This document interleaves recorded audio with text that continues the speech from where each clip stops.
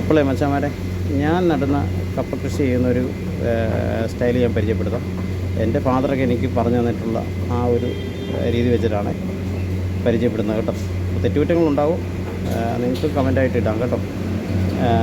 ഞാൻ നേരത്തെ കൃഷി ചെയ്തിട്ടുള്ളതുകൊണ്ട് ഈ മണ്ണ് സിമ്പിളായിട്ട് കിളച്ചെടുക്കാനായിട്ട് പറ്റുന്നുണ്ട് കേട്ടോ. അപ്പോൾ കപ്പ കൃഷി ചെയ്യുമ്പോൾ സെൻറ്ററും സൈഡും എല്ലാം നല്ലോണം കിളച്ച് മറിക്കണം.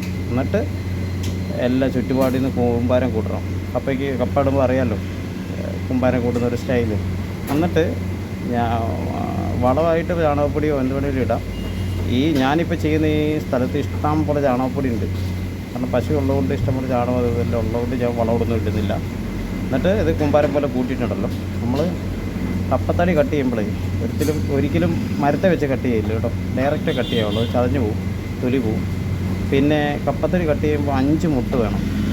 ആ 5 മുട്ടിൽ ഒരു 2 മുട്ട് അകലം നോക്കിയിട്ട് കേട്ടോ. ചില മുട്ടിനൊക്കെ വ്യത്യാസം വരും, ഇതേപോലെ അടുത്തല്ലായിരിക്കും. അപ്പോൾ ഇതേപോലുള്ള മുട്ടാണെങ്കിൽ ഒരു 2.5 മുട്ട് മണ്ണിടി പോകണം, ബാക്കി മുകളിൽ നിൽക്കണം കേട്ടോ. എന്നിട്ട് മുട്ട് കൂടുതലുള്ള വലിപ്പം കൂടുതലാണ്, ഒരു 4 മുട്ടൊക്കെ മതി. എന്നിട്ട് മുകളിൽ കുളച്ച് ഇതേപോലെ കൈകൊണ്ട് മണ്ണ് മാന്തിയിട്ട് മുകളിൽ കുറച്ച് മണ്ണിട്ട് കൊടുക്കുക.